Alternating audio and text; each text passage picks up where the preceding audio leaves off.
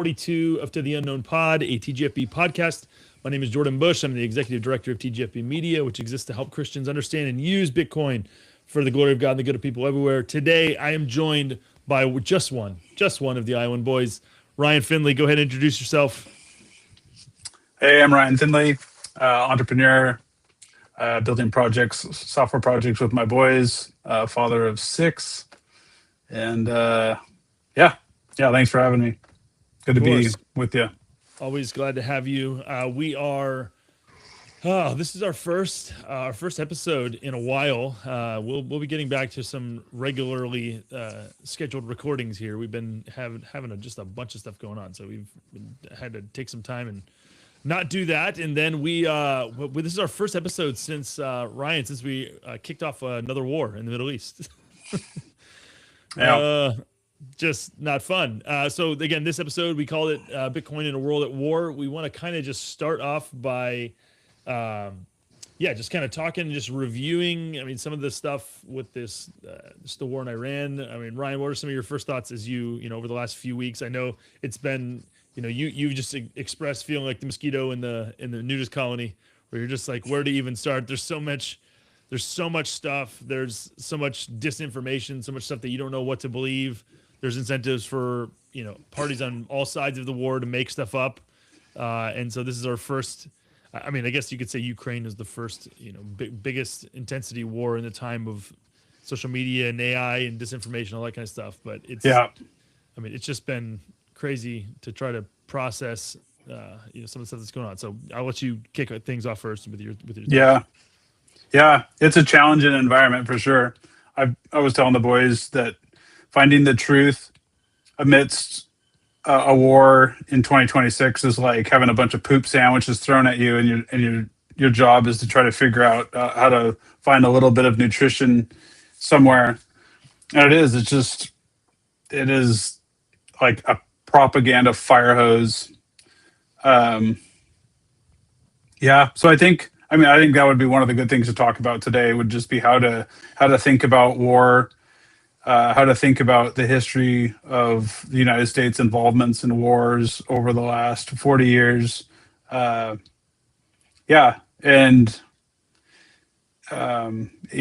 try to think about it from a first principles perspective and a Christian perspective. And it's been really frustrating.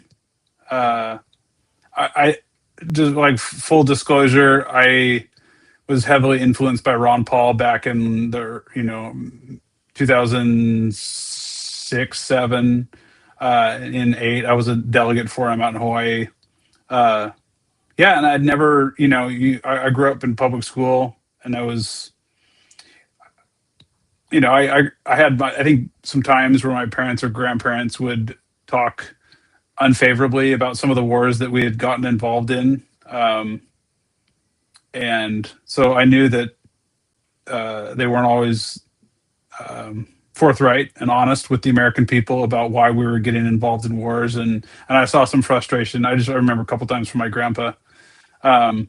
Just not something you really are taught to really think critically about. And it wasn't until Ron Paul started speaking truth bombs back then that it really started having my views challenged. And and I would just say it's kind of been a hobby of mine ever since, from then till now, just knowing that there's more to the story than is presented in, especially in the mainstream media and conservative circles and the Left Behind series. So I think that is, I mean, we're going to talk about Bitcoin a fair bit as it connects to this too, because again, this is part of just the fascinating thing that we're going into right now. Is like, this is the first potentially start of what could turn into a world war, where Bitcoin is on the world stage. And so, I mean, as we're sitting here, we can just start talking about this. I think obviously you have Iran controlling the Strait of Hormuz. You've got, stopping the flood of oil and a bunch of other commerce that goes on in that area. It's like 27% of world commerce goes through that area. Excuse me. And so just looking at, I mean, just there's so many things we could talk about in terms of just the, seeming overconfidence of the United States, to just kind of, we're just going to go in there and be able to end this quickly, and that's not how things are happening. Again, there's all kinds of questions about why we were there in the first place. There's Trump saying he got in because Israel was going to go in there first, and yeah, just all of the stuff. I mean, just I know there's tons of us who are sitting here and we're thinking about for the first time, or maybe not the very first time, but sitting here thinking about like how do you justify going to war? Thinking about things like just war theory, and then just beyond, just a lot of these. There's so many questions that people have, but I do think as we're looking at the just the difficulties of war and some of the things that can happen and how commerce and stuff can be interrupted. I mean, this you almost couldn't make a better argument for Bitcoin. Like you can shut down the Strait of Hormuz, but I guess theoretically you could shut down the internet, and there are places that, and there's actually been talk of that as well. But I mean, it's much more difficult and much more costly to cut yourself off from the internet, especially in a lot of these countries. And so I think it's something where I think the value proposition of Bitcoin is actually stronger than ever. And you kind of have seen that, Ryan. You mentioned, where's that one tweet you mentioned about the relationship between gold and Bitcoin since the war kicked off. This is something where, again, obviously gold had its heyday. All of the gold bugs were dancing on the graves of the Bitcoiners. They were, and everyone else, they were, rejoicing, saying, "Ha, we told you so, we told you so, we told you so." And again, good for them. Still happy for the gold bugs. They are right. They do have, principled groundings and historical groundings for what they're saying and putting forth. And yet at the same time, Bitcoin, since things really kicked off, Bitcoin has been significantly more stable. It's actually been going up, whereas gold's kind of gone down a little bit. Here, let's share this. Did you see the tweet? I just did, sent you? yeah. Yeah, that was the 15th. So that was 2 days ago, and we're up even more. Yeah. So here we go. Bitcoin is up 4.2%. This is the other day. Bitcoin is up 4.2%, despite the strikes hitting Iran's main oil export terminal. Gold's flat. S&P is down. Asian equities are down. Korean stocks, man, everybody's down. Bitcoin's up. And again, this is part of the value proposition. This is not surprising to anyone who's been paying attention to Bitcoin for any length of time. Again, if you have something that, again, there's all kinds of people who talk about the tangibility of gold as a benefit. They're saying you could hold it in your hands. You don't need to have some other thing like internet or whatever in order to hold on to it, to move it, whatever. And it says, and my response is always yes, but right. That's a two-edged sword. And so, especially when you're trying to deal with this at a nation state level, if you're trying to either ship more gold in or ship out large shipments of gold, if you're any of these Middle Eastern countries that are around that region, it is very difficult to move. I mean, what are you going to do? Move over land? You're going to go through the air where they're potentially shooting at you. I mean, it just becomes, and then oversea now that the main trade route for them has been closed down, and so I think that just due to all of the things involved, it would not surprise me at all to see, a lot of these nations in the Middle East that were already, some of them who have already adopted Bitcoin mining.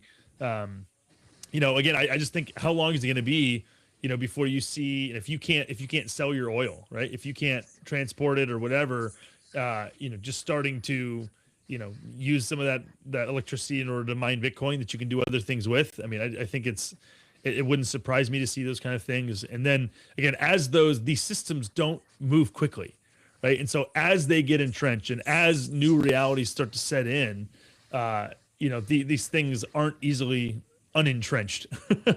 And so I think that, from the Bitcoiner standpoint, again, obviously the overwhelming majority of Bitcoiners are more libertarian leaning, or more, even if they're not libertarian, they're just more critical of just the kind of big governments and the way that they're funded by fiat currencies, and so much of their wealth and their actions would not be possible in a world where they actually had to be fiscally responsible. And so when we see a war, war's kicking off, we're not excited about that. It doesn't give us any great excitement to be right.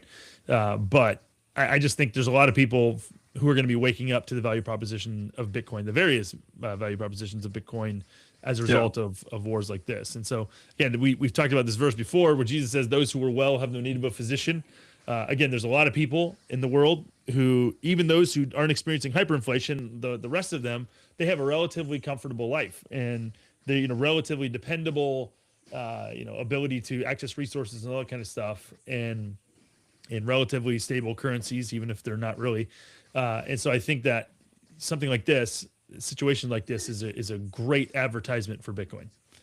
Yeah, I mean, and there's a very real possibility that I mean, like you think about the United Arab Emirates, right? Mm-hmm. So they host an American base, and there's some people listening to this that haven't been getting an accurate picture of how the war's been going. The war hasn't been going well for the United States at all.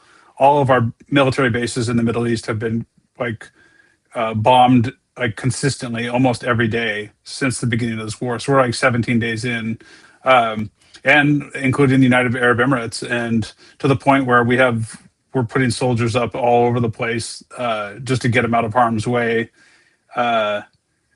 Yeah, and so I mean, there's been drone attacks and missile attacks in UAB, and you have I think the last time I saw it, people were paying $350,000-$400,000 for a plane ticket out of Dubai just Are to get you out. serious? Is that Yeah, true? yeah, Oh my and gosh. there's just so few flights. Anyways, uh, but you have Pakistan at war with Afghanistan. You've got the Ukraine war with Russia.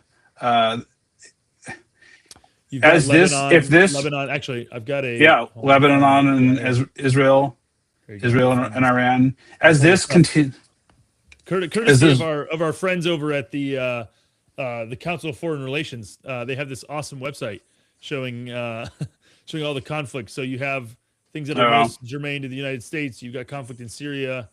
So again, they have like you can go on there if you tap on one of these things or just hold your mouse over it. It gives you the impact on the U.S. And then the conflict status. So you've got Gaza, Palestine. I mean Israeli, Palestine, and then you've got conflict yeah, with Hezbollah in Lebanon. So that's getting worse. yeah, You have obviously that instability one's in getting Iraq. a lot worse. Yep. Israel's gonna. It looks like they're gonna try to take out the whole section of southern Lebanon. Yep. There was rumors of a U.S. plane being shot down, I think, in Iraq, and then obviously you've got you mentioned Pakistan bombing Afghanistan. I mean, just bonkers stuff. And then I mean, without even we didn't even mention China, Iran. Yeah, Taiwan. that's exactly.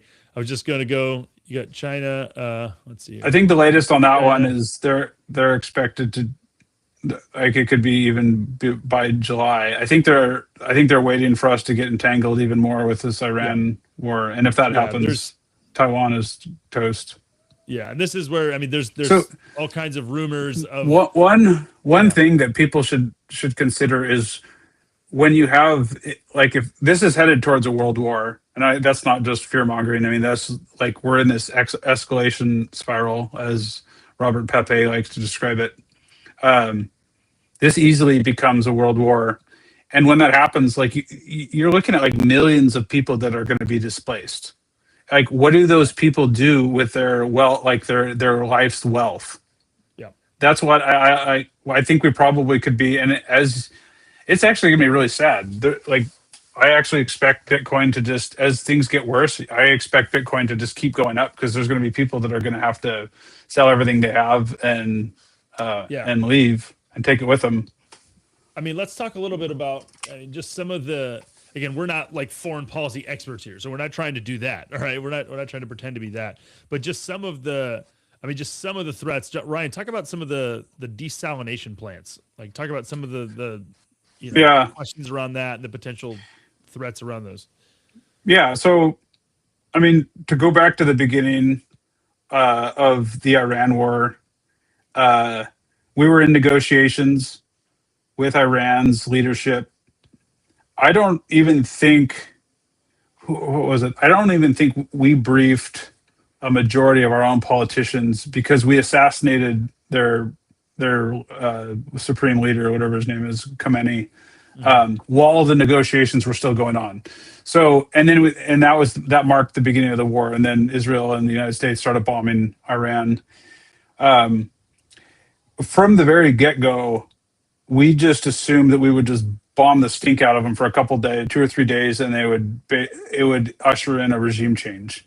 And it was like the underestimation of the century. They've been waiting for this and preparing for it for like 30 years, and it was just next in line, took over. It's like their whole command structure is decentralized, and they just went to work, just methodically executing their plan as they basically took out a majority of our radars all over the Middle East, bombed all of our military bases in the Middle East.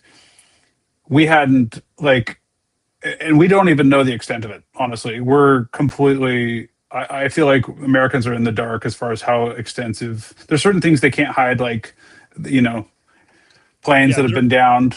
Yeah, there's things like that, but then there's, I mean, again, I will say, it's so hard to know anything right now because, again, you have incentives. There's always been like fog of war. There's always been incentives during wars for both sides to lie about, stretch the truth, exaggerate things that are against them or for them or whatever.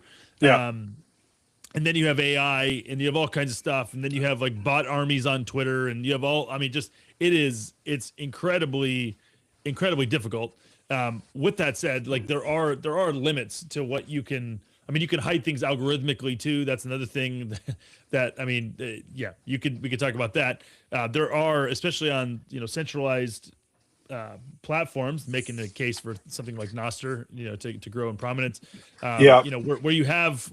Where you do have these algorithms, you can hide certain stories. You can, or make it more difficult for them to come out.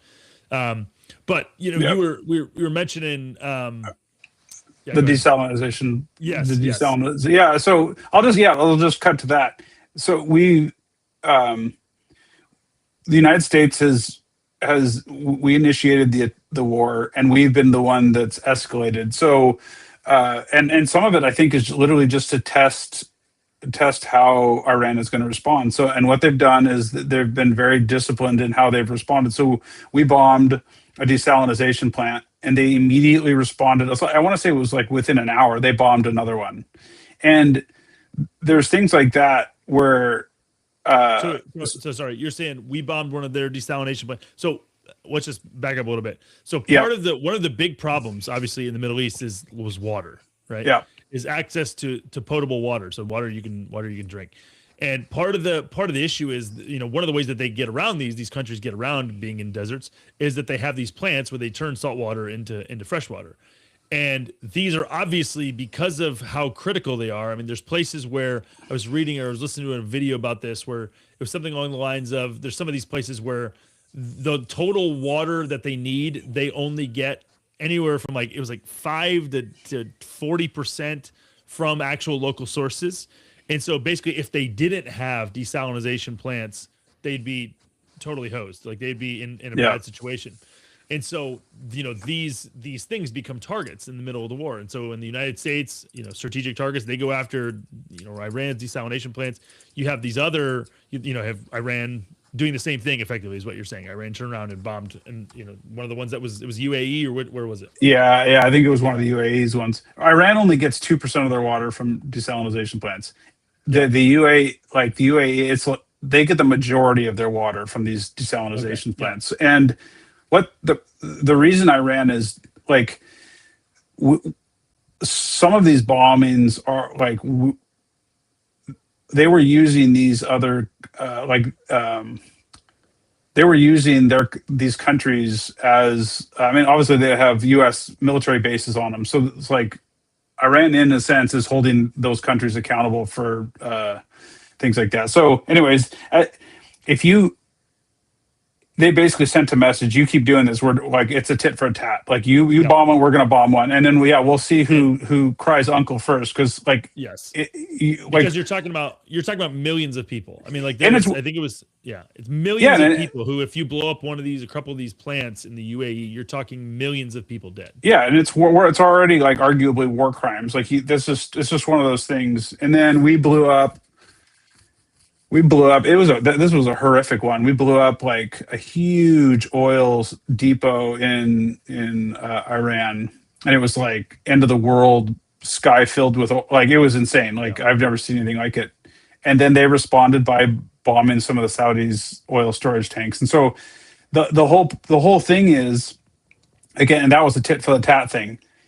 They're going to continue to do it, and they've already said it. And so what happens is, we went into this war just thinking that we would cause an immense amount of pain and there would be a regime change. What we underestimated them is they have more leverage for, like, they can cause more pain on the United States and Western countries than we can cause on them.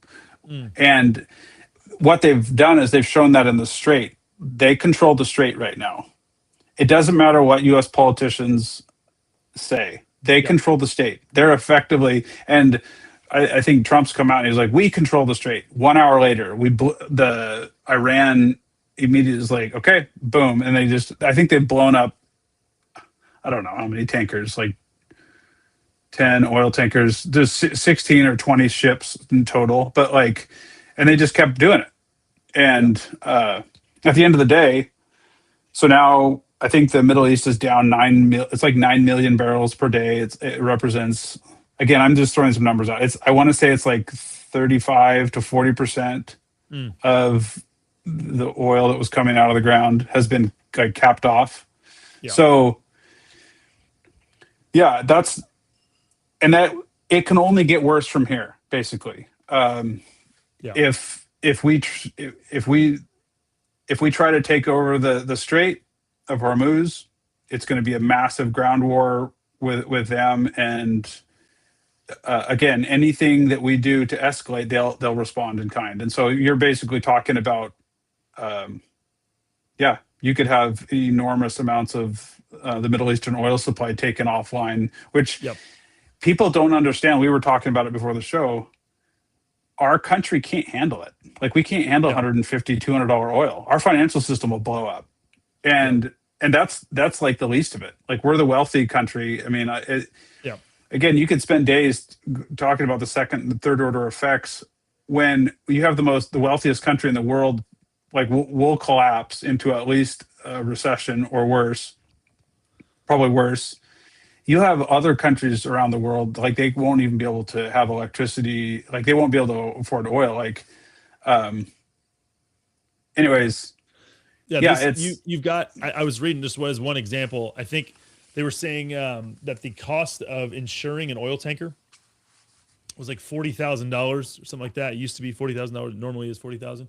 And like right now, because of everything, it's $1 million yep. just to insure it. So whatever you're talking, 25 times, 250 times. Yeah, that's some. Whatever it is, just bonkers. There was the other thing. I mean, just the other thing that has made all of this more difficult. Again, it does seem like the United States is. I mean, just due to just the one of the things they've talked about, and I'm sure everyone's heard about this, but just like the incongruity between the cost of the Iranian missiles and the stuff that they've shot so far versus the United States. Like, we're having to spend way more money to take down these little drone swarms. It's like they're much cheaper. Even like the things, one of the reasons why they control the Strait of Hormuz is because they've got these little tiny ones that they can just put in the water that can go around and actually inflict meaningful damage. That are still relatively, very, very cheap, especially relative to the response, measures that the United States is giving. It is like a twisted version of David versus Goliath. Not saying anything about the legitimacy of either of the sides here. No, I mean, that's a perfect analogy. I mean, this was known before this war. Like, it was. I mean, it's just math. Like, when you have a $30,000 drone that you have to spend $2 million to shoot out of the air, like, I mean, and then they can just, like, the amount of those drones that they can make is just like insane. And it might even be cheaper than that. I saw another number where it was like more like 9,000. Warfare has changed. Like, we're still we absolutely dominate them as far as our power. But that doesn't matter. Like, at the end of the day, it's like, how much pain can you inflict on the other side before they implode? Yep. And this was a war I don't think we should have gotten involved with. But now we're in a situation where we're about to find out. We're like, and I don't like saying that because it really, really frustrates me because we're in an escalation loop, and it doesn't matter what we say. Iran controls the strait right now. And the Yeah. only way that changes is an extraordinarily Vietnam level, painful, like ground operation that will, like, in my opinion, from everything that I've read, it's going to be like throwing troops into a meat grinder. Yeah. And it's just it's super disturbing because I'm still back at the very beginning. Like, I don't understand why we're there. I don't think we should be there. I think, like, Yeah. we didn't want to be there. The president was elected. Like, we literally elected him not to get involved in another war like this. Yeah. Um, I it would was love to see the figures. I would love to see the figures on the popularity or like the support at the beginning of a war, right? Like, I mean, obviously, I don't know enough about Vietnam. I feel like World War II, I'm sure there were people who were against it, but it seems like it was just due to the nature of Pearl Harbor. It does seem like there's some sort of precipitating, event required in order to convince, you to get involved. Obviously, Vietnam was not popular. Obviously, Iraq and some of these things weren't as popular. 9/11, obviously, that that wasn't a catalyzing event to get people behind at least going into Afghanistan and trying to do some of this stuff. And so again, without getting full conspiracy theorist, like it is one of these things where you're just like, oh man, like, because there's people are so against the war. It seems like the popular sentiment, there's talk about a draft and people are losing their minds. Like, I just think, I mean, you think about all these, I just don't see any public support for the conflict, whether left, right, or whatever. And so it just seems like Trump is literally setting on fire any support, or like a lot of the support and goodwill that he had. And so you're just kind of at the point where you're like, all right, this is either going to end quickly, or it's going to escalate, either because we feel like we have to, or for some reason, or just because there's something else, some other precipitating event, which I really hope doesn't happen. yeah, But I mean, we were, yeah. dude, the setup for this whole thing was just unbelievable. Yeah. Again, Trump was elected to prosecute the criminals involved in the Epstein. Situation. It was getting national attention. There was a lot of heat on it. It looked like there was at least some progress being made, and then out of nowhere, he just flips and he says that it was all made up. It was a big sham. And you're just like, what in the world is going on? And then all of a sudden, boom, we're at war. Yeah, right in the middle of it, and it just like, it was just like everyone's a squirrel, and now we have to deal with this other horrible situation. And the whole Epstein thing is completely buried. No one's held accountable at all. And yeah, it is concerning. Like, what in the world has happened? Why would you burn down your base? I would say it's going to go down as one of the most unpopular wars ever. Yeah, I mean, just think about, obviously, I'm sure, like in your case, like, I mean, you've got, late teen, early 20s kids, and so like the threat of a draft is more real than like on the table for you than and I'm sure some of our listeners as well. I mean, it's just horrifying to think about. I mean, 100%. And again, you have to think in first principles. Zoom out. What are we doing? Like, is this literally is this our country's problem right now? Like, I would say we have 100 problems, and Iran wasn't one of them. We've been around. I remember weapons of mass destruction in Iraq. It was all lies. Mm-hmm. It was all lies. It was just Iraq was getting around the petrodollar system. They wanted, and we didn't want that. And Israel didn't want that. And so next thing you know, we're even more petty reasons than that too. You can get into, like, if you haven't looked into, obviously Saddam tried to kill George Bush Sr. and like some of that stuff. It's like Iraq had nothing to do whatsoever with 9/11. Like it made no sense, and yet we did it anyhow. I do.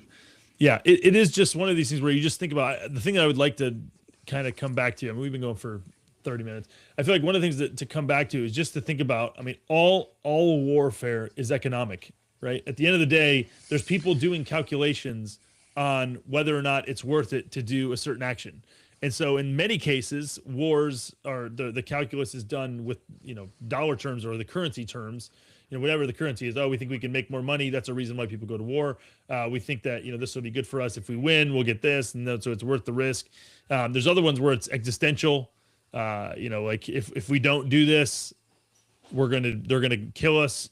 I don't see anybody arguing in any possible universe where it's being argued that Iran is going to, destroy us. We're not going to be able to exist. There's all kinds of ridiculous things where they're like, oh, they're off the coast of California and they're going to shoot these things. You're just like, yeah. Hey, okay, so I mean, my some of my biggest critics, because I've been posting about this nonstop for the last 17 days, like basically all of March. My biggest critics, the ones that actually jump in the comment section, they're like, I'm doing this because I love my grandkids. I don't want them to be bombed with a nuclear bomb from Iran, or And so there's a level of like, there's the rank and file. There's a certain demographic of Republican that just swallows whatever is given to them and said, we have got to, like, it's the weapons of mass destruction. It's just fear. It's emotionalism. Yep. And it's a very powerful emotion. And we are a very emotional people, and too emotional. Like we don't think rationally enough. We don't. We need to calm down. This is, the thing here. Netanyahu has been trying to get the United States to do this for 40 years. Yeah. Look it up. There's like videos of him giving speeches to American politicians like back in the 80s, the 90s, and he's like 2 weeks to the bomb. He's holding up a chart of a bomb. We're in 2026, and he finally somehow got our U.S. president to do it. And you're just like, you can forgive, right? Like you can. Again, you think it is naive, I think, at this point. But like, you can honestly, if there's people who are thinking, oh, they're so close, if they're thinking about their grandkids, great. Like that's a good step, right? Like that's kind of where I was getting at, is like thinking about this long term. Like, what is this doing long term for your kids, your grandkids? Yeah. There's 100 problems here at home that, are just ginormous problems. I mean, like a lot we mentioned. There's like an affordability crisis for housing. You got illegal immigration. You got legal immigration. Yeah, dude. Let's just talk about this for a second. Yeah. What's it going to do to the birth rates? They're at 1.6. Down they go. Yeah. What's it going to do to inflation? It's going to crush the low income and middle class of the United States. Absolutely going to crush them. What's it going to do to jobs? It's going to it'll probably actually, if ground troops go into Iran, full blown recession, and it's going to be like, I'll say, like 2008. And you think about, and this is where like, if somebody is saying that, if somebody is a boomer who's getting ready to retire, who's saying, I care about my grandkids, it's like, okay, great. I think you're super naive. I don't think that's actually going to help. I think it's actually, you're being, pawn, and you're going to feel, the effects of that, including the effect to, again, if your ability to retire is it all tied up in the stock market, and we go into global war. Like, goodness gracious. Like, what are we talking about here? Yeah. Dude, and this isn't even I literally, there's that one meme where the guy's standing by himself staring off into the abyss. I forgot I don't even know what the name of the meme is, but I literally feel like that sometimes. Just a picture of you. Dude, at the same time that we're literally on the cusp of just burning everything down, the AI revolution that's about to hit our culture is like incomprehensible. And we don't know the effects of it. Like how many, 10, 50, 10, 20, 30, 10, 20, 30% of workers are going to get laid off in the next handful of years. It's just a matter of wait till these. First of all, if there's a necessity, what happens when we go into a recession and these businesses need to save a whole bunch of money? They will replace workers. The AI, the models are already capable of replacing an enormous percentage of workers in the United States, and people have no idea. The majority of people have no idea. And again, that's the thing that I do think is interesting is obviously in the immediate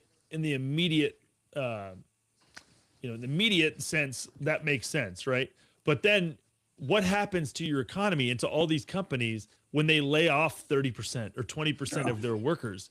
And then these workers are out there scrambling to try to find new jobs that Yeah. may or may not exist.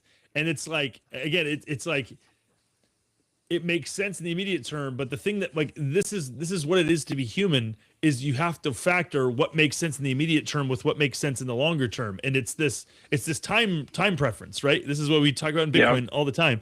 And so, like, it's not at all clear to me that the thing that makes sense to do in the immediate term is actually in the long-term interest. And so, yeah, I just think, as it relates to AI and a whole host of other things, like, this Yeah. is, I mean, there's so much of this that is unknown, that it makes, I mean, in light of that, it makes even less sense to go over there and get involved in the middle of something that we don't understand. Now, Yeah. at the same time, there are people who are saying, no, this isn't about Iran, this is about China. And so the goal to disrupt Iran, well, even if there were other nations, or another nation that is the precipitating, reason why we're in there, Yeah. it can serve the secondary effect of helping make things harder on somebody like China, Russia, who are dependent on Iran. There's all kinds of things you can find about. There's this whole, by virtue of the fact that there's not Western capital controls on Iran, that it is kind of like a, not so much black market, but there is a whole humongous part of the global economy that's going through Iran, that if that were to, so yeah, like, there's just all kinds of things going on that aren't immediately apparent. So I'm not, what I want to point out is, like, it's not like there could be nothing quote unquote good, or nothing in the United States interest that could come out of this. Like, I think that, again, all of these things, everybody, even if in this particular thing, the United States is not in a great position relative to the war with Iran, every country is not in a good place. Like, China's got crazy amounts of debt. Russia's sitting here looking at this, looking at this conflict and potential. There's rumors about the potential, of going to war with the United States. They're sitting here weighing this after they've been at war with Ukraine, which hasn't been going as well as they expected it to go, due probably in part to NATO backing of Ukraine, all this kind of stuff. So, I mean, they're weaker than they would like to be. And then you've got all these other, you have currencies hyperinflating. You've got, again, all these other regional conflicts that are happening. I mean, nobody's in a great spot right now. And I mean, so much of this, I mean, you could look at how much of this warfare is possible. Again, to go back to the Bitcoin side of things, so much of this warfare is not possible if you have actual scarce money that doesn't allow governments to deficit spend, and doesn't allow governments to fight wars that their grandkids and great grandkids will pay for. And so, again, as we're discussing all this, and some of you are like, "This is a Bitcoin podcast." It's like, yeah, this is a Bitcoin podcast. Like, well, Bitcoin is political. Like, money is by definition a political thing, a political tool that has tremendous downstream effects all over the world, because of how it changes. Again, we talk about the love of money being the root of all kinds of evil. The scriptures, talk about this. And so things that you do, things that affect the money, are going to have all kinds of downstream effects, that people that aren't obvious at any given time. Yeah, I think so. I'll just make the statement, and then I'll make my case for it. I think this is the end of the petrodollar system. We for, like, yeah, I think a lot of people understand what that is, but essentially we've required, like, these Middle Eastern oil countries to transact, like, especially like Kuwait and Saudi Arabia.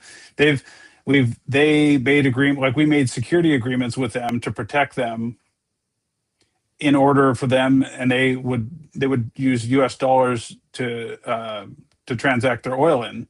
And I honestly think that's over, because we just found out that there's a single point of failure in the Strait of Hormuz, and we're about to find out that that's not easy to get back, and it's going to be too costly for us, in my opinion. Yeah. And anyways, you have Iran, China, Russia, Brazil, maybe India, who else? And BRICS. This is actually very public. Like, they have, Like these countries have like they've seen the United States abuse our privilege of printing endless amounts of money and um, sending those dollars all over the world and then debasing them. And so effectively, when you got trillions of dollars going around the world, and then we print mountains of, like, we print 8% new 8% more dollars each year, we're effectively stealing from everyone who's holding U.S. dollars all over the world.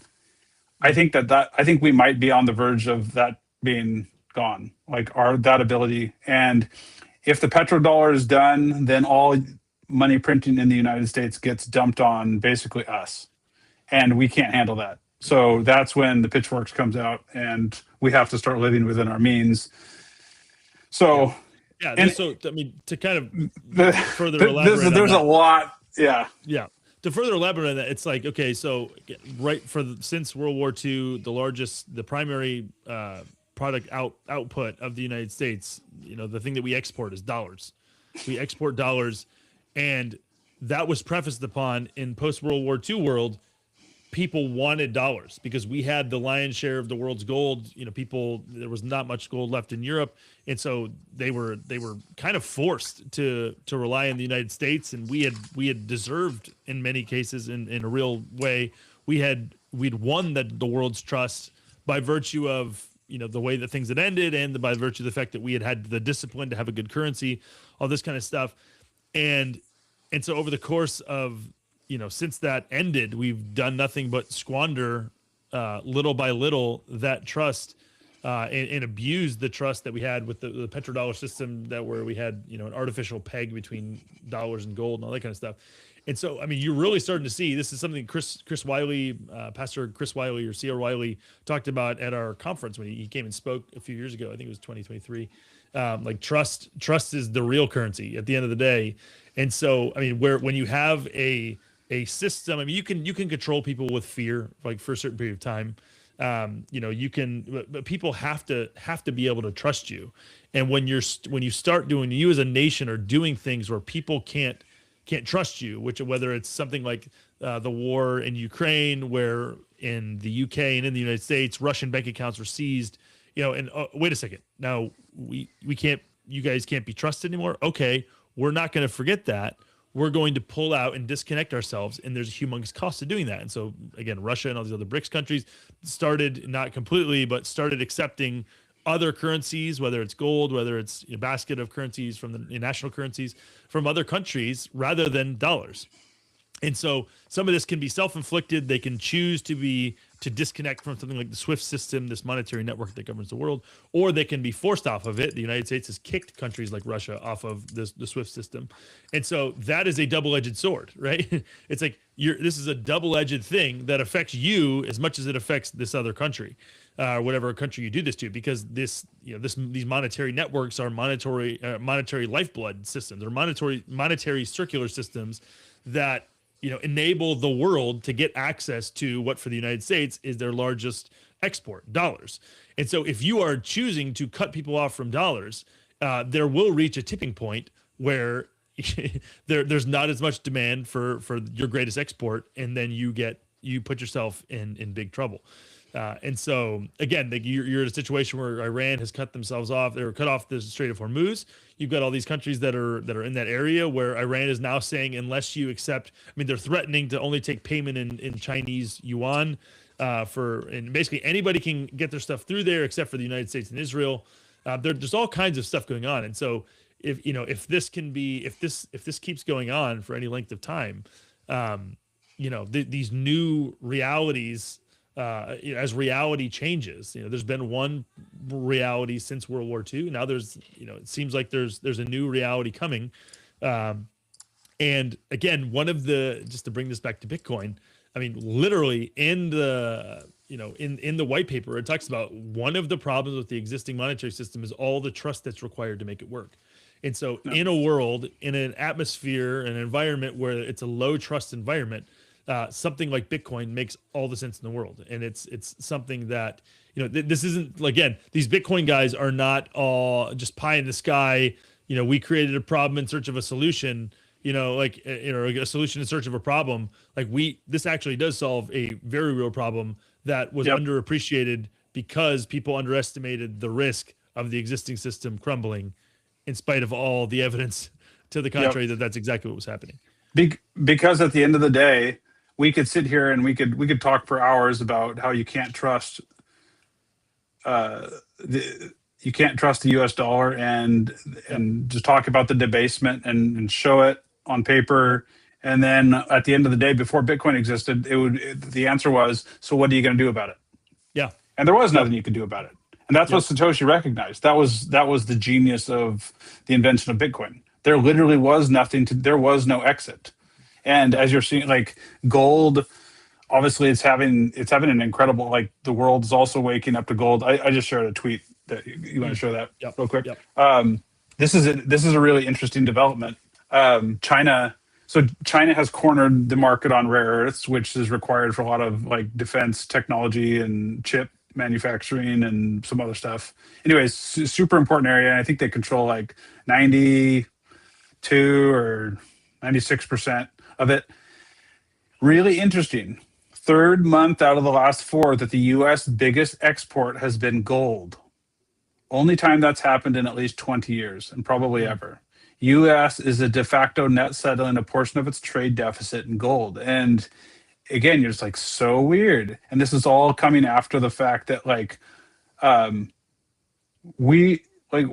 isn't a world war going on right now, but I would say it's in a sense it's kind of a soft world war because we are the existing hegemon with the world reserve currency, and we don't want to give that up.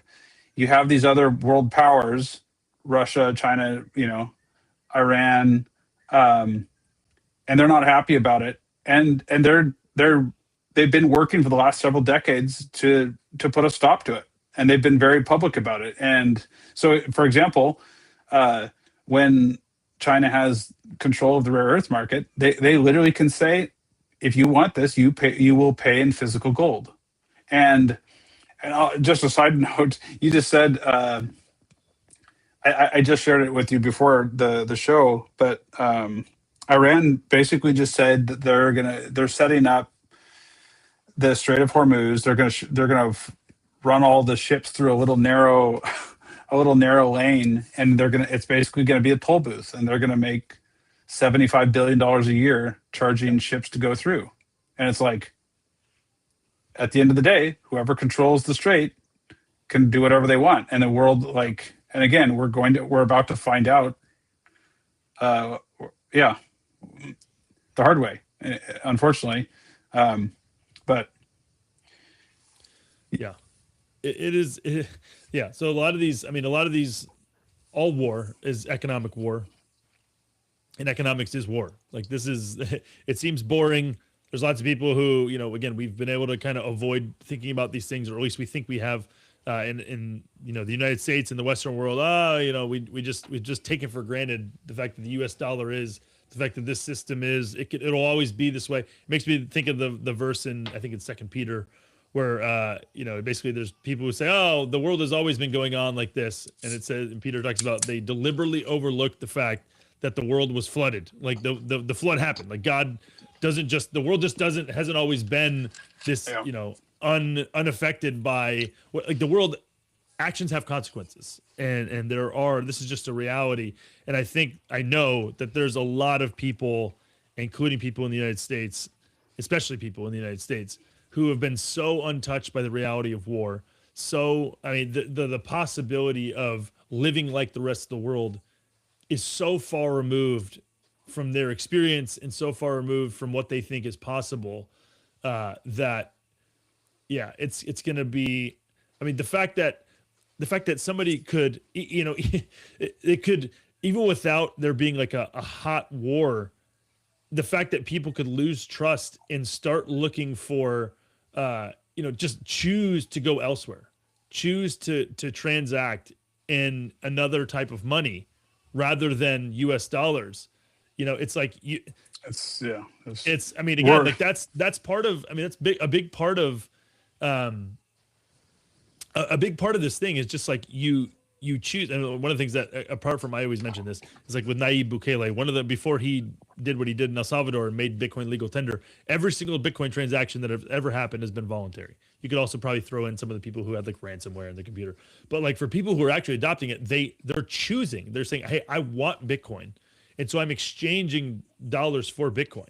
And you know, in the case of gold, when you exchange dollars for it, you actually want the gold more. There's something that you actually want more than you want this other thing, and so you're willing to give it in exchange for this other thing. And so for like that thing has happened, that transaction and logic of transaction has happened all throughout human history, and now it's starting to happen with the dollar. People are starting to wake up to the fact that I don't want this anymore. Like the cost of this is too high to my national, you know, my national security or whatever it is. This awakening is gonna happen on multiple levels. It'll happen on a national level that will obviously be incredibly influential. But then even before that, it's already happening on individual levels. Whether you know it's individuals accumulating gold, silver, individuals accumulating Bitcoin, because there's a lack of trust. There's a lack of trust in the system. Yeah, this was an unforced error. Like we didn't. There's a book called Bitcoin Money. It's a little kid's book, and it's so good because it talked about the temptation. Whoever's in charge of the money, it's always been a temptation to abuse it, and that's what we did. We're not an exception. And again, who is we? I mean, it's politicians, it's the people, very bluntly, we've spent more than we've produced, and we financialized the world, and we declared ourselves to be the center of finance. So the United States, instead of like, again, we have unlimited resources in the United States. We should be like the powerhouse of the world, but we're like, we just want to print money. We want our main export to be money, and so we outsourced all the manufacturing, and so we had China become the manufacturer of the world, so that they're the factory, right? And then Russia is the food and oil producer, like they're the biggest. And are you still there? Yeah. Okay. Anyways, that's going to have consequences. Like again, it's the laws of nature. That system, like you said beforehand, is like this Formula One car that just runs. It's like an insane machine until a part blows up, and then all of a sudden it's completely kaput. I think that's where we're at, and like we're starting. Like, I mean, you could see it. We're starting to reshore. I mean, you got TSMC, the Taiwan Semiconductor, like we're recognizing that we need to be producing way more computer chips in the United States, and they're building factories, chip factories as fast as they can. But it's like also, Taiwan could be gone here in 6 months. And you got medical production. Like after COVID, people are realizing like we're relying on other countries like China and India to get the vast majority of our medication. Now, again, we can argue about it. We can argue about do we actually need those medications? yeah. Like the vast majority of them that's just another put money in the pockets. That's a whole nother episode. Yeah. But I mean things like our transformers for our electrical grid. And it's just like people have it's if we started today to reindustrialize, it would take 20 plus years of like extremely high inflation, full, like just building out factories to produce the goods that we need and consume in the United States. And that's becoming a self-sufficient country. If we go to war, because China's like, the world's done with you guys exporting your trash. We're printing garbage pieces of paper and expecting the world to just eat it. And the world is saying, you are thieving, you guys are thieves. And that's the truth. Like, because we need to be humble as Americans. The system is corrupt. It's stealing from us and stealing from anyone who holds a dollar anywhere in the world. That's corrupt, and it should never have been done, and it shouldn't have been allowed. And here we are in 2026 at the end of the system because we're so out over the cliff. Iran knows that all they have to do is control the strait, and our system goes boom. It's like, it's one thing to say, it's one thing to steal from people, right? Because like again, you can have people live in a totalitarian dictatorship, right, where they're being stolen from. You can do that for a period of time, but like when then you're also then bombing like some of these countries, and you're like, wait a second, you're gonna you're gonna steal from me and bomb me, like, or you're gonna steal from me and tell me that I can. It's just like, no, I'm not gonna do that, And so, and there comes a limit to the even the hegemon, whatever it is, the United States, the vaunted military. Like, there's a limit to how much the United States can afford to enforce at a global level when there's not actually active desire from the people and from the nations around the world to be involved with you, to be doing business with you. And so again, we just have taken that for granted to a staggering degree. And again, but this is always going to happen. This was always going to happen. Like, and this was certain from the day that the United States effectively declared bankruptcy in 1971. This was going to happen. This is just what was going to happen. There's no way around it. You cannot defy nature without like facing the consequences. Here's a rabbit hole for people. Go back and look at how Persia or Iran was taken advantage of for their oil by the British. And you're just like, just go back and look at the history. And you're just like, oh my goodness. We've been assassinating their leaders to take control of their oil for like 75 years. And you're just like, oh, it's just so on brand. Like, and it wasn't us to begin with. Like it was the British. And then we're like, we're just like the bald eagle. Like we swept in and we wanted to steal the goods from them. Again, and you have like the propaganda too. One of the things like Trump, when he came out, he's like, when he came out, he was talking about trying to defend going in there in the first place. And he's like, oh, since 1974 or something, the Shah of Iran has been, a brutal dictator or something like that. And again, you have to think like all these things are carefully worded. So like, yes, 1974, they have like I think it was 74. There's like Iranian Revolution. Great. It happens. Okay. Well, what happened in I think it was like 1954 was like a US led coup. Like the US is behind a coup of the Iranian leadership that had been elected by the people and whatever. And so it's like, oh, we conveniently neglect to mention that this also happened. And this was a precipitating event for a lot of the distrust of the United States and a lot of these other things that happened. And so again, like it's just, but when you don't love the truth, when you don't have a commitment. So go ahead. This is important because everyone's about to hear this a lot on the news. We're about to hear, never again are these people going to say death to America. Here's the thing. America said death to all your leaders and death to anyone who stands in our way of getting your oil and basically skimming off of your power. That's just the truth. Go back and look at the history of the situation. We're like, we paint ourselves like we're this morally righteous country, but like at least, again, I don't want to throw everyone under the bus, but at least our leadership and our elites have been deeply wicked in the way they've dealt with the world for a long time. Like this, like the three-letter agencies assassinating leaders, like that's what we've done forever. Like we've done it all through the Middle East. There's anybody that stands up to us and our thieving. We honestly, you can't sit here and again because I'm just hearing people in my head.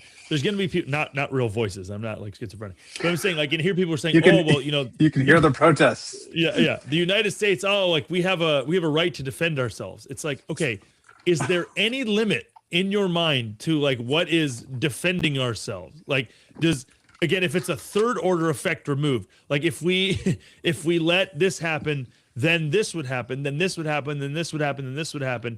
And then 5 steps removed, we could be weakened or we could have our trade threatened or whatever. It's like, okay, this is a way to be able to justify any evil thing that you could possibly think of. Like you can always justify something if that's your standard, right? If your standard is, well, anything that weakens us in any way or potentially makes us more vulnerable or whatever, or makes us less rich. And it's like, obviously there is a sense in which, vulnerability is real, but like you can't sit here and justify anything in the name of you being as big as you could possibly be, or whatever. Like this is just it's just Yeah. lunacy. And I would say this is a classic example of why we need more financial education. People need to understand that what we're actually fighting for when we're fighting to hold on to the power of the world reserve currency, essentially it's we're fighting for the ability to steal from other Yep. countries around the world. Yep. And if we're saying, oh no, we don't, okay, then stop printing money. Yep. Let's start living within our means. The whole system implodes immediately, Yep. like instantly. Yep. We need to be able to steal from anyone who holds dollars all over the world. And so then all of a sudden when you reframe it like that, this isn't righteously motivated. Yep. Sure, they'll put up, Iran has murdered 40,000 people over the last 5, and it's just like it's a moral, or it's a I don't even know what to call it. It's quagmire. Yeah, quagmire. And then it also destroys you as a nation. Like it's like honestly, like the reserve currency is like this. It's like the ring. It's like the one ring where 100%. it's like everybody wants it. It's so alluring. You get to be the one who you get to have the currency that everybody else wants, and yet it destroys anybody. It ultimately destroys everyone who's ever held it and ever will hold it. And so it's like this paradoxical thing where, in the short term, yes, having the reserve currency makes sense. You do get to reap a lot of benefits of it by virtue of theft. You have to recognize that. But then it ends up always crushing you because you fall into this temptation that then yields to more temptation, that yields to more temptation, and yields to what's the thing, like lesser returns, diminishing law of diminishing returns, diminishing returns, and then it ends up crushing you where you're incentivized to farm out your manufacturing base to other countries. Farm out your manufacturing base. Yeah. You're incentivized to destroy the home so you can have more workers. Well, hey, so your GDP. Let's get all the women out of the homes, and we'll double the amount of workers, and then we can double the amount of wages, and we can. And next thing you know, you're just like it's farm destroying.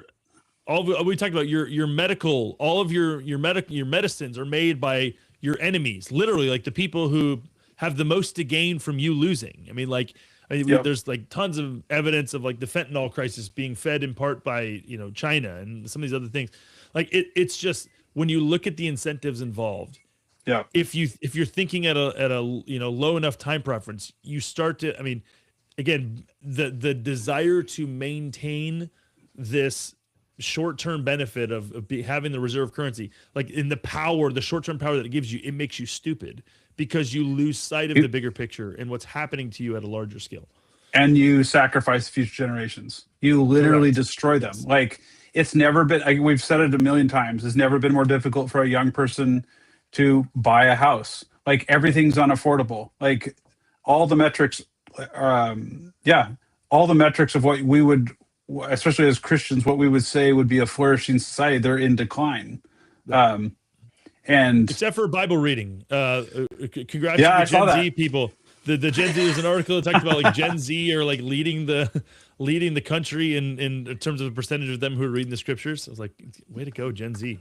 It is, it's very impressive. 54%. Yeah, incredible. Read the book. Hold on, hey, just a second. I just want to say this: young Gen Z males, 54% are reading their Bible weekly. Baby Boomer males, 28%. And then Gen Z females, 46% reading their Bible weekly, and baby boomer female, 33%. These are shocking numbers. I mean, like, it's shocking. That's how bad this is. Like that completely blew me away.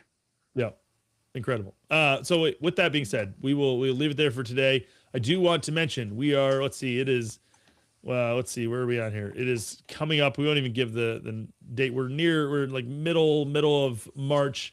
This should be coming out. I'm going to have them. We've got a few episodes in the can that are supposed to be coming out. Well, I'll just have them mass dump them all. But this is going to be coming out within the next week or so. We are going to be doing another TGFB event, TGFB 26. It's going to be a smaller event than we've done in the past, but it's going to be the day before BitBlock Boom in Fort Worth, Texas, at the same venue where where Fort Worth BitBlock Boom is going on. You can find more information. Let's see here. I'll share this. TGFB.com. Right on the front page, we've got the it's the first thing you see when you go to the website, TGFB 26 conference in Fort Worth, Texas. You can register today. This is going to be a different type of event than we've done in the past. We've done in the past just, your traditional, you have speakers who are on stage. We have an audience. They're listening. This is going to be much more interactive, much more decentralized, if you will, in terms of how we do things. So I'm really looking forward to this. We have, again, it's going to be a smaller event, much more intimate. We're going to have speakers who you know and love. Jimmy Song is going to be there. There's going to be a number of other people. We're still confirming people who are going to be in town for the regular for the BitBlock Boom event. We're going to be getting some of the speakers from there who are going to be coming as well. So we want you there. In addition to those, even beyond like the big shiny names, there's going to be a ton of awesome Christian Bitcoiners and awesome Bitcoiners, period, who are going to be there, who are going to have more experience and more more experience and more just tons of levels of interest in Bitcoin that maybe you've never even thought of before, and just applying Bitcoin to various different aspects of life and work. We're going to be talking about, there's going to be conversation about AI as well, and what Bitcoin, how the relationship between Bitcoin and AI. And then, as I mentioned, like the whole topic here is like the foolish things of the world, wisdom, wealth, and generational ministry. This is something, as Ryan mentioned, we talked numerous times about the effect on future generations. This is going to be a focus. We're going to talk about the effect on nonprofits, the effect of currency devaluation, the effect of Bitcoin on these things.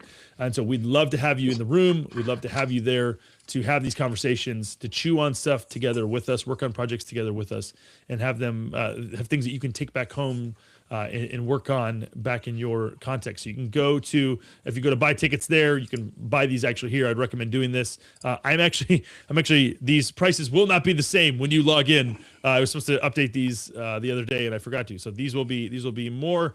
The early bird tickets have passed. Grab your tickets before they go up even more. There'll be even more at the door. So they're going to be $200 by the time you read this. So grab your tickets. We'd love to have you. If you are sticking around for BitBlock Boom, which you really ought to. It's the longest running Bitcoin only conference in the world, I believe. Gary does a great job, him and his team. You can get 10% off your BitBlock Boom ticket by using promo code TGFB. That also gives 10% to TGFB. That also allows us to continue to do what we're doing, allows you to support our work even more. So go ahead and grab your tickets. You can go over to BitBlock Boom. I think it's bitblockboom.com. Go over there and do that. We would love to see you. In addition to that, as we close, I do want to also mention, if you are, here we go. If you are interested in getting resources to give to people in your lives who are into Bitcoin or who ought to be into Bitcoin, you can go to our website, store.tgfb.com. You can get copies of our kids' book, The Orange Umbrella, the Bitcoin book that never mentions Bitcoin. You can get the actual hardcover or soft cover right here. You can also get the coloring book that we made. It's exactly the same, has all the text just like the normal book, but it just allows you to color it as you see fit. We have the updated edition, both in hardcover and softcover, of TGFB Volume 2. This is incredible. This is other than the Orange Umbrella, this is, the best book that we've done in terms of just the professionalism that went into the typesetting and all that kind of stuff. So can't recommend that highly enough. You also have TGFB coffee. Grab yourself some TGFB coffee while you're at it. We are grateful for you guys, and we will be back very soon with another episode of To the Unknown Pod, a TGFB podcast. Ryan, I will give you the last word.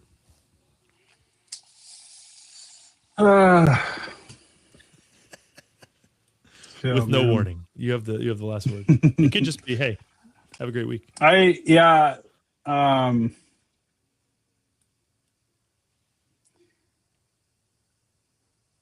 I would encourage everyone just to pray for our leaders, that this doesn't escalate anymore. If it does, it's going to be really bad.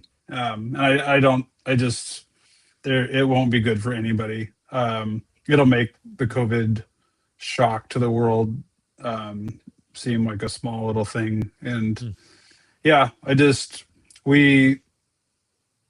you said it earlier in the show, like we are very blessed. Like we've had a lot of, at least on our inside of our country, we've had a lot of peace and somewhat stable existence. And things can change very quickly. So I don't think we should take that for granted.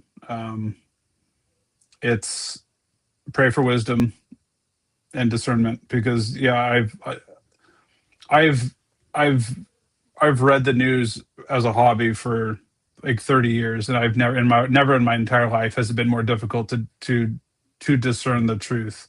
And I really, really try hard at it. And it's like, dude, it's really hard. So yeah, it's it's gonna be, yeah, at the end of the day, try to educate yourself on what's really going on, and then also just keep praying for our leaders, because yeah, there's a lot at stake right now. And so Yeah, man. Well, Ryan, appreciate you. Appreciate all of you as an audience. If you, again, if you like what you're hearing, you can like, subscribe, follow, support directly. There's all we do kinds of have one ways. public Oh, chat. Sorry, oh, there's one, let's see, a I'm looking at. couple. Oh yeah, I'm looking. We have the word we don't have the spoils. That one. Yeah. Okay. Yeah. Yeah. That was from earlier. But yeah, thank you to Oh, Bitcoin Jesus. I don't know if that's Bitcoin Jesus or whatever that is. But yeah, we're grateful for your support. If you guys, your DMs, all this kind of stuff. If you have questions about anything, if we can help you in any way, reach out to us and we're happy to do that. But we will see you in the next episode.